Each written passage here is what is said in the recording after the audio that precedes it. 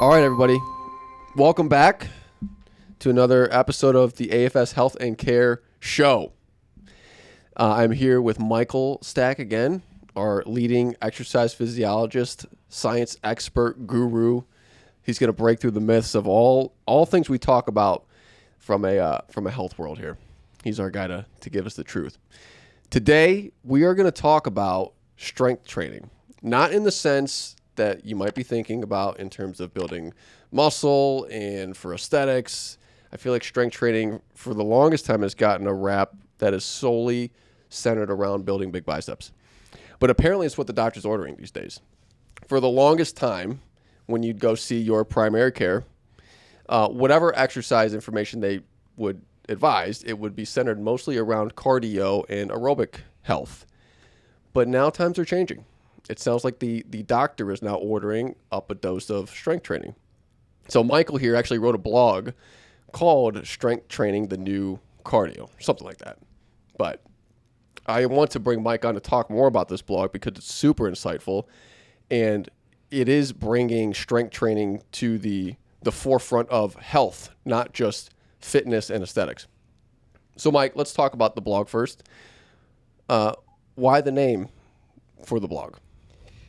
I think that for decades and decades, I mean, since the late 60s when, Dr. Kenneth Cooper started talking about the health benefits of aerobic exercise, which, bear in mind, at the time weren't necessarily looked at as all that beneficial. But, after the medical community got over the fact that, aerobic exercise would actually be safe for you, health professionals, medical professionals, exercise professionals really expounded on the benefits of doing aerobic activity because clearly it strengthens your lungs, your heart, your blood vessels, and we certainly understand all of the pathology that's associated with those organ systems and how they relate to morbidity and mortality.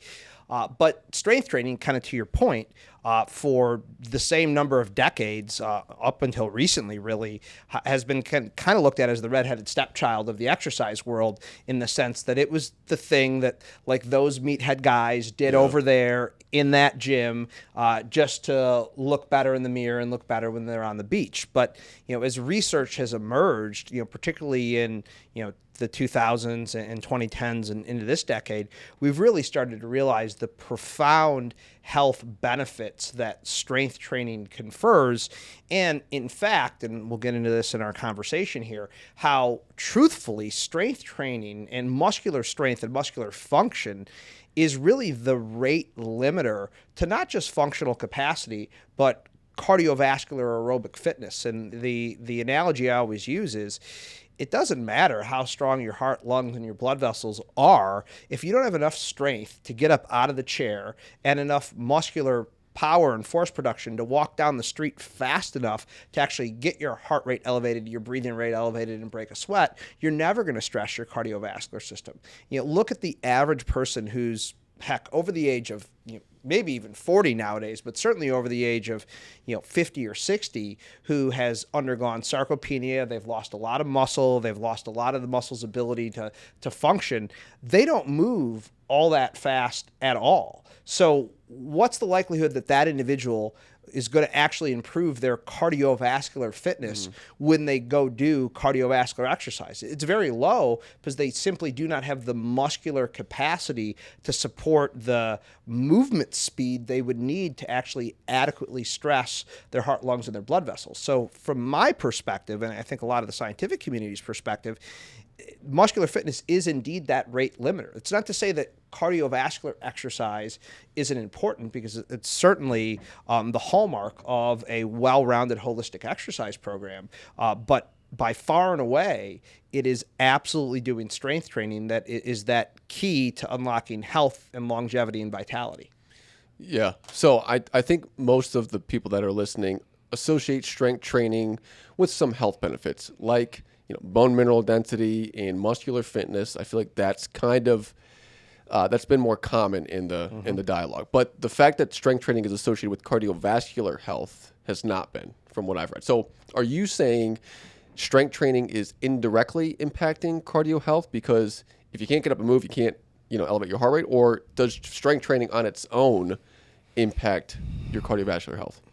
there seems to be some unique preferential benefits of strength training to cardiovascular health and just overall health that you do not derive from cardiovascular exercise, in and of itself.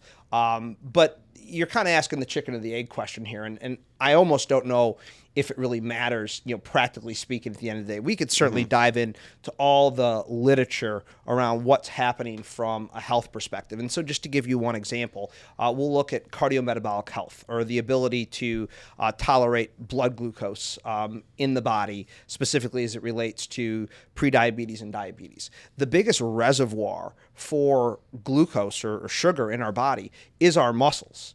And the only way to maintain a good level of muscle mass as you age, as well as to maintain a good reservoir for sugar that prevents, prediabetes and diabetes and all of the cardiometabolic health issues associated with poor glucose regulation, is to maintain your muscle mass. And even better yet, if you increase your muscle mass a little bit, we're not talking about building massive muscles like a bodybuilder, but I mean, even, gaining, little bits of muscle tissue, throughout your adult life just allows for there to be a larger reservoir to store carbohydrates in, which allows you to be more cardiometabolically healthy. But to kind of get back to what I was saying, the chicken or the egg, and, I don't know if it really matters at the end of the day, what we definitely see is that having more muscular fitness, or specifically muscular strength in this context, has been shown in research studies to improve mortality, even more so than cardiovascular fitness. In fact, there's a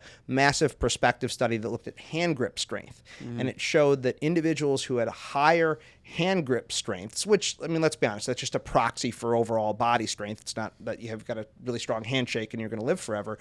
But the individuals who had higher hand grip strength had lower incidence of mortality, and they had lower incidence of cardiovascular mortality, even when you compared them to other kind of more traditional parameters like physical activity and blood pressure and things like that. So it really does seem that strength training exerts a very preferential benefit for overall health and for cardiovascular health. In fact, the American Heart Association just released a paper, it's been within the past couple of years, that was specifically advocating for the use of strength training in improving cardiovascular health outcomes. A colleague of mine at the University of Michigan was a co-author on that paper. And so I think there's this broad consensus in the research community, and now a mounting consensus in the medical community, that this is a rate limiter to health. Was the reason it wasn't as heavily prescribed early on, was it just a lack of research and a lack of evidence, and now that's emerging these days? Yeah, if you think about it, from an evidence-informed exercise prescription standpoint, you always want to ground everything in the research. And not to dive too deep into the weeds on this, but if you're going to do a research study on aerobic exercise, it's pretty straightforward to do.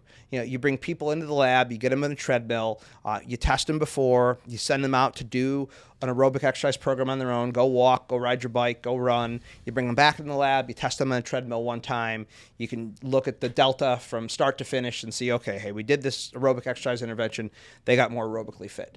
Compare that to the complexity of a strength training research study, where you have to somehow measure strength-based parameters in the lab. That is not simple nor inexpensive to be able to do, although over time, as technology has advanced, it has become a little bit more simple and a little less expensive. But then on the prescription end of things, prescribing a strength training protocol is much more complex and time-consuming than prescribing an aerobic exercise program. Like anyone who's done any sort of strength training knows, you're thinking of exercises, sets, reps, rest ranges, like all of those things that add complexity. So you have to have somebody who has the knowledge to do that prescription on an individual level, as opposed to just saying, hey, go walk for 30 minutes at this heart rate. And then, because strength training requires a technical component, you have to have it be supervised for individuals that would benefit from it the most from a health perspective. So, I mean, it's not like we're taking people to do research studies on the health of strength training that have been strength training for decades and are already fit and healthy. We're taking people whose strength training is novel to, they've never done it before, and we're saying, hey, let's see how this impacts your health. And not only is doing the prescription more complicated for strength training, but also the supervision that's required is more complicated. The equipment that is required is more costly and it takes up more space. So just the logistics of resistance training research have caused it to lag behind the aerobic research that exists out there. And now that's still true. I mean, if you look at the body of evidence as a whole, the research on aerobic exercise, there's a larger depth and breadth of that body of evidence, but the mounting research on resistance training is growing, and I think the funding for resistance training opportunities are becoming greater because now there's this general acknowledgement and consensus in the scientific community that, hey, this is something that is critically important, particularly in the light of the fact that our population is aging. I mean, there's going to be more people over the age of 65 by the time 2035 rolls around than under the age of 18. So we're starting to realize that if we don't get a handle on the functional decline that occurs kind of concomitant with this reduction in muscular fitness, we're going to be in a lot of trouble. Yeah. Concomitant. That's a great word to use too. So ever since I've known you, this has been, I mean, over 10 years, but you started AFS back in 2007. This has always been a strength training or resistance training centric environment. Is that something that you've just always gravitated towards, or is that predicated on some of this emerging research? I think it's something I've always gravitated towards because I've realized the benefits of strength training, not just for me, but the people I've worked with over the couple decades I've been in this industry. I think what's changed over time is now how we're starting to message around strength training. Like I think for a while there wasn't enough of a consensus out there. When I say I'm thinking back to 2007, 2008 when we started AFS. I don't think we had the depth of research that we have right now that's looked into some of these more intricate mechanisms through which strength training can help improve overall health. The grip strength study that I mentioned, that was a study that was published in 2015. That AHA paper is something that's been published in the past several years. So I think now there's a greater acknowledgement of its role in health. And I think you also see that reflected in some of the population trends around exercise. I think, for a while, if you looked at surveys on equipment utilization in health and fitness clubs, you'd find, it is more skewed towards the aerobic modalities than the resistance training modalities. And recently you've started to see that change. So in some respects, I think we were probably, a little ahead of our time, with some of the things that we were doing. And I think, we were seeing things anecdotally with the people that we were working with that the research wasn't quite far enough along yet to tell us. But now I think the research is there, and I think it's exciting. However, I think there still is this pervasive sense amongst a lot of the population that resistance training still isn't for them, and it's for somebody that just wants to build bigger biceps or get a bigger bench press or whatever they see on social media. Yeah. And I think that even exists in aspects of the medical community as well. And so I think the paradigm is starting to shift, but it's just taken us some time to get there. Yeah, and I want to talk about that towards the end, like who strength training is for and some practical takeaways. But I want to get back to your blog here for a second, because you did rattle off a couple big benefits that strength training can influence from a health standpoint. Metabolic health, we talked about cardiovascular health. What are some other things that you referenced in the blog in terms of how strength training can improve health outcomes? Well, I think you mentioned it, but bone mineral density is a really, really important area. I mean, we know as we age, and this is particularly women postmenopausally, women who go through that process of menopause, they can see significant demineralization in their bones, and we know that strength training is one of the best ways to combat that. And I mean, osteoporotic fracture as someone ages is probably one of the biggest threats to their ability to actually function and stay in an independent environment. So certainly bone mineral density makes a big difference. There are some benefits from a blood pressure perspective in just terms of tolerating higher blood pressures. When you think of it from just a mechanistic perspective, think of the feeling in your chest you get when you do cardiovascular exercise, right? Like, I mean, you're breathing heavy and you're working hard. But for anyone who's ever done any lifting in the weight room, even if it's been with relatively low load doing something like a squat, the amount of pressure that you feel in your chest when you're doing that is actually decidedly more than what you feel when you do aerobic exercise. So from just an exertional perspective, resistance training can be really cardioprotective from a blood pressure perspective because it actually gets your body progressively used to tolerating those higher pressures. Certainly we know that strength training can cause significant reductions in lower back pain. We know that low back pain, I mean, you know this about as well as anyone. Yeah. Strength training can and does cause significant reductions in the incidence of low back pain. Over 75% of Americans have a major lower back injury at some point in time in their life or another. And in fact, I'd probably say 100% of people do something in their lower back at some point in time in life. I don't know that resistance training can completely eliminate the likelihood that you do something to injure your lower back, but what we certainly know is it could speed up the recovery process. And then we're also starting to see research emerge on the mental health benefits of strength training, right? I mean, one of the good things about strength training is that since it is more motor skill intensive than aerobic exercise, it is going to cause you, especially when you're in the novice phase of strength training, to really focus on what you're doing. Like if you're out for a bike ride, you can be on another planet and still riding your bike. When you're strength training, when you're first starting doing it, you really have to focus on what you're doing. And that distraction from some of the stresses and anxieties and maybe depressive symptoms of daily life, that seems to confer significant benefits. And there's been research that's showing that strength training preferentially increases levels of something called brain-derived neurotrophic factor, which is a growth factor for the brain that kind of works like Miracle-Gro. Now, aerobic exercise and movement in general does that, but it seems like strength training does it through a different mechanism.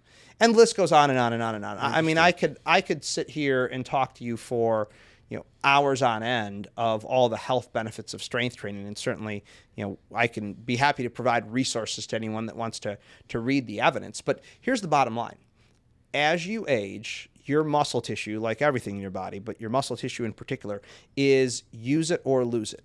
And here's the thing: the first thing that happens is not you lose muscle tissue. That's actually one of the last things that happens. The first thing that happens is you lose your muscle's ability to produce power, which is the ability to produce force at speed. And before you think for a second that, well, power's not for me, power's for a basketball player or a football player, we use power every time we get up out of the chair. Right? That is a strength speed-based activity. We know that the power in the tibialis anterior, which is the muscle on the front side of the shin that pulls the toes towards the knees, that's called dorsiflexion. We know power in that muscle is a predictor of falls as people age. So power declines first, then strength declines, which is just the basic ability to produce force, and then finally muscle mass declines. So when you finally get to the point where your doctor says, hey, you're starting to experience some sarcopenic symptoms or loss of muscle, it's been a decade or more that you've actually seen your muscular fitness deteriorate. And life, most fundamentally, is you versus gravity, right? And you see when people age, gravity starts to win more and more and more and more. And then eventually gravity wins so much, it just puts you in the ground, right? Strength training is not going to keep you out of the ground, but what it's going to do is it's going to keep you more functional until you actually get there. And I think that that's the critical component, is that all of the health benefits of moving are predicated on your muscles being strong enough and functional enough to do the things that they need to do. As soon as you start to lose that, life really starts to close in on you. Wild. Yeah, you mentioned the mental health piece, which we did a show on this a month ago, and I just learned something new about strength training specific role in mental health. I feel like people that we work with here, one of the things that they're strapped with is time. Like they can't exercise for 5 hours a week, like the bros at that side of the gym that typically strength train. They have like an hour, maybe two max, most of the time. And when I meet with these people, and now after hearing you, I feel like, hey, if you're limited on time and you want to maximize your return on investment from a health standpoint, you should be strength training. Like, I know we don't want to talk in absolutes, but like if somebody comes to you and says, hey, I have an hour to exercise, what should I be doing? Is it fair to say you should be strength training? Yeah, I think so. I mean, I can even be a little bit more specific. Like if you have an hour to exercise, like in my mind, you can do 30 minutes of strength training, 30 minutes of cardio, as long as that 30 minutes of strength training is, some sort of a structural squat-like movement. Like I don't What's care structural? Like Define that. using, using multiple muscles of the body. So it involves your spine in particular. So, like a squat with dumbbells or with body weight or a deadlift or something like that, a movement that uses all the muscles in the body, like that type of a movement, some type of an upper body pulling movement, like a rowing type of a motion, some type of an upper body pressing type of a movement, like an overhead press.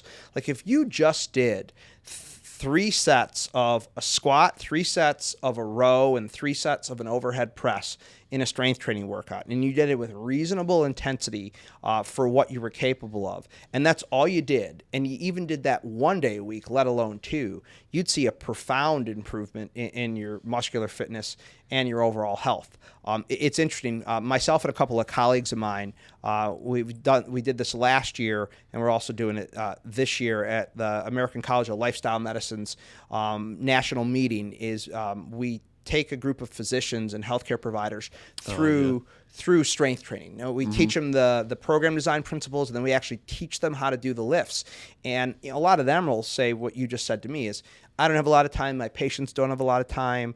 And our answer is, hey, if you have 10 to 15 minutes to do, 3 sets of squats under some amount of load, like that is enough, at the very least, to prevent the decline of your muscle tissue. If not, increase it over time. Now, certainly as you get more experienced and you're looking to see better improvements, yeah, you probably need more than, 3 sets of squats. But, let's be honest here. It doesn't have to be this really, really complex and intricate strength training prescription. Like the basics work really, really well. They've worked for decades. We teach these physicians, we're not teaching them a bunch of fancy exercises on brand new machines. For this event coming up in Orlando in the fall, we literally are asking for bars, dumbbells, weight plates, and squat racks, like the basic stuff, and that the evidence suggests that those basics can make a huge difference. Yeah. There is a population that you did not reference in your blog, but I think it's important. I want to get your thoughts on it. Women going through menopause or perimenopausal. There's a big indication there that I think we should talk about with how to exercise in general, but how strength training can help with that population.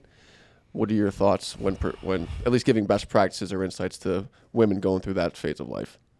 My first thought as a man in his early 40s to talk about what a woman's going through during menopause.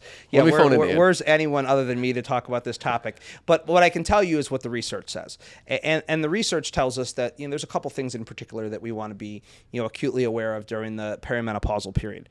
First and foremost is that reduction in bone mineral density that we're going to see postmenopausally in women. So I mean, the more bone mineral you can build up kind of in the premenopause period, the more you're going to reduce your risk of osteoporosis. But one of the hallmarks of the hormonal shift that occurs during menopause is just kind of a reduction in the ability to regulate blood glucose as well. And cardiometabolic health starts to become an issue. And as we talked about earlier, maintaining, if not even increasing your muscle mass a little bit, can go a long way to helping improve metabolic health, because it acts as a reservoir for glucose to be able to be stored in the muscles.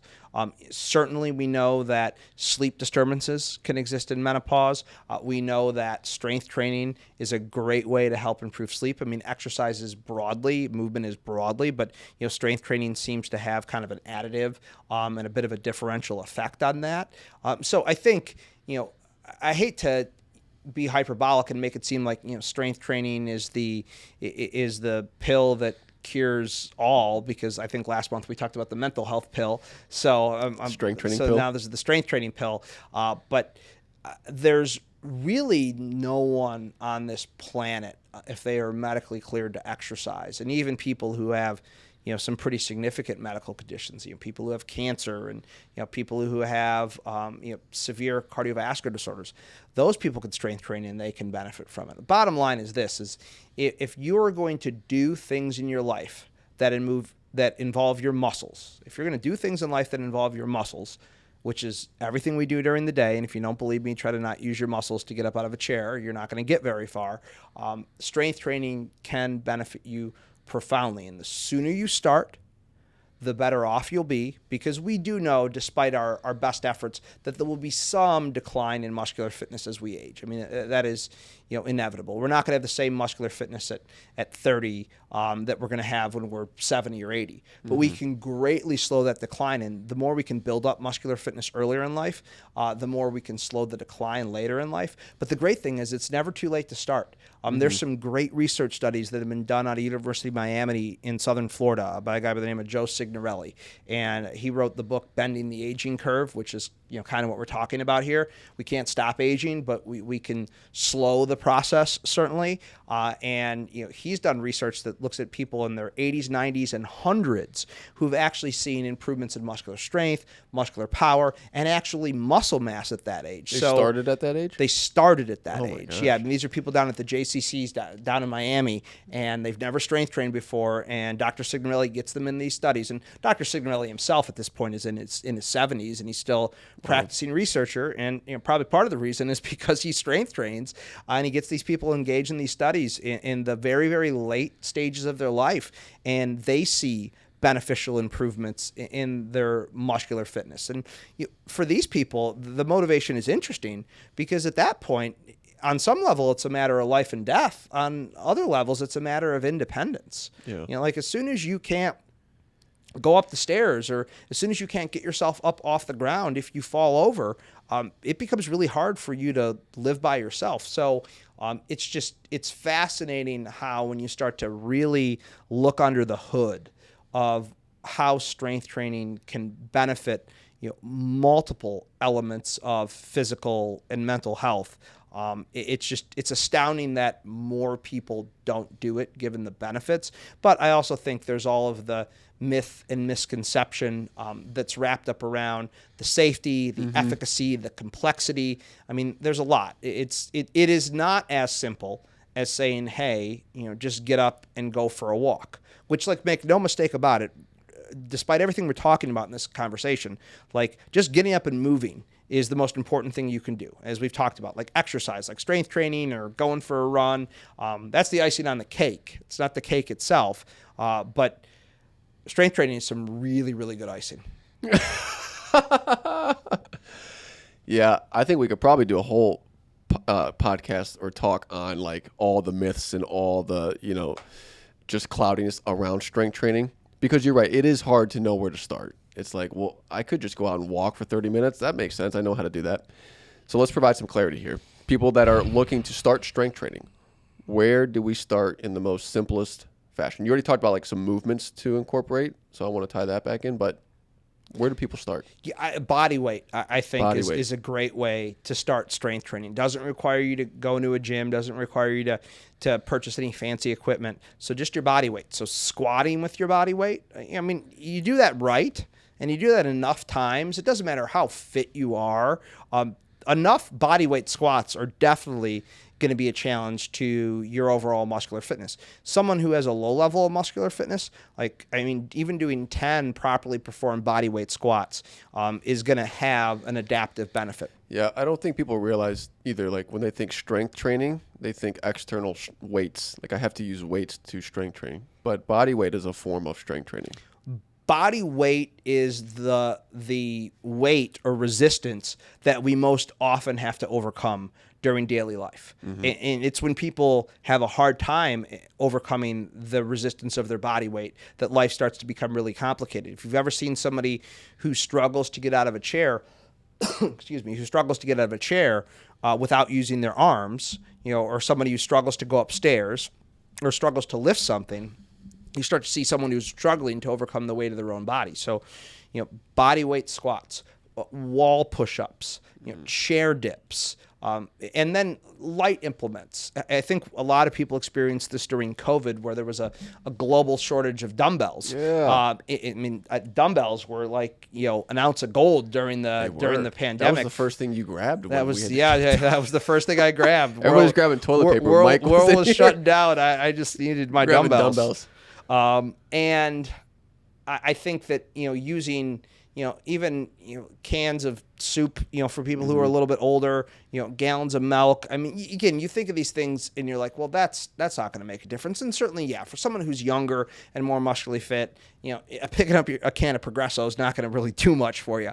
But particularly for people as they age, if you do proper bicep curls, with a can and you're not used to stressing that muscle, I guarantee you're probably going to get sore. So I think starting with just your body weight is a great place to begin. Like, if everyone did like 50 body weight squats every day, and I don't care if that's 5 squats 10 times during the day, if that's 50, times you do 1 squat or whatever it is, if you just did those, like, again, that would go a long way to improving your muscular fitness. All right, so starting with body weight, you mentioned doing structural movements that use a lot of muscle, like squatting and rowing and putting things overhead. What about how often, how much time should we start with? Well, I always, from that perspective of that question, operate off, what's probable, not what's optimal. I think, minimally, 1 day a week, I think is enough to prevent the decline of muscular fitness. I think in general, if you look at the literature as a whole, training each muscle in the body 2 days a week with at least 2 to 3 sets is probably what I'd consider the most optimal program for just overall muscular fitness for health. Now, if you're looking to, get bigger, get stronger, get faster, get more explosive, like, an athlete or a bodybuilder, certainly that's going to be inadequate. But if you were to just do 2 days a week, 2 to 3 sets for your quads, your glutes, and your hamstrings, which you basically can knock out with a squat for the most part. You would do 2 to 3 sets for your upper back, 2 to 3 sets for your chest, 2 to 3 for your shoulders, biceps, triceps, and your core. Like, if that's what you did, which if you do that right, you can knock that out in 30 to 40 minutes. You're going to find that that's going to go a very, very long way to improving your overall muscular fitness, and by way of that, your health. Awesome. You already answered this question. It sounds like strength training is appropriate for everyone. Yes, I would say, if you look at the age spectrum, here's what we do know.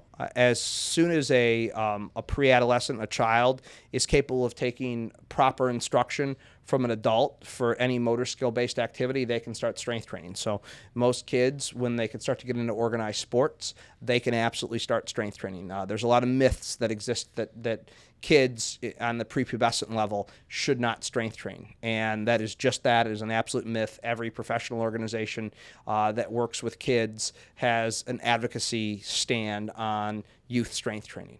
So kids can strength train, certainly, teens, adults, all the way up into, people who are in the, very, very late stages of life can strength train. People of disease states, they can strength train. Now there needs to be modifications made to strength training programs for individuals that have certain medical or orthopedic conditions. And, if you're one of those people, it's probably good to first talk with your doctor. Hopefully your doctor is someone that is at least somewhat read in on all of the benefits of strength training we've been talking about. And then after you get clearance from your doctor, you should find a qualified exercise physiologist who has a degree and has an academic background in working with someone, with your condition, and they should probably prescribe you that program to put some guardrails around it. But with the exception of, very unstable cardiovascular issues, very unstable orthopedic issues, like when somebody's in a very acutely medically compromised state, there's almost no one who is stabilized from a medical or an orthopedic perspective that can't engage in some form of strength training. Yeah, well, I feel like it's safe to say most people should be strength training. And Michael, thank you for coming on to share some really in-depth thoughts and bringing us up to speed on what the evidence says. Is there anything we didn't cover that you wanted to touch on before we close out? I think it's the general frame of reference for strength training that is really important. I think we could talk about the science behind this all we want and the health benefits behind this all we want, but I do really think it is starting to shift our own internal paradigms around what it means to engage in strength training. You could be sitting here listening to this podcast and you could agree with absolutely everything that I have to say, yet you still won't start to engage in strength training if you conflate it with all the things that maybe you thought about before you listened to this podcast. So what I would really ask you to think about, particularly as you're going through your adult life and later parts of your adult life, is that what do I need to do to make sure my body is as resilient as possible as I go throughout the aging process? And the thing that will drive resiliency more than anything else is your muscles' ability to be fit, strong, and functional. So I don't even think of strength training as something that one would do for fitness per se. I think of strength training as something that you would do to ensure you live a long, happy, functional, independent life. And I think if you look at it through that lens, then strength training becomes a must-do imperative rather than a nice-to-do option from an exercise perspective. If there's one thing you want to do to live a long, happy, functional life, it is strength training, because that will ensure functional resiliency until the end of life. Couldn't sum that up better. Yeah, that's super. I feel like the more times we have these conversations around exercise, we are further disentangling it from the preconceived notions that exercise is solely directed to like a body composition, weight management type of goal. And it couldn't be farther from the truth. So, and you said that so well. So thank you again, Michael, for coming on. Dr. Mike, you guys bringing the tips. Just kidding, he's not a real doctor.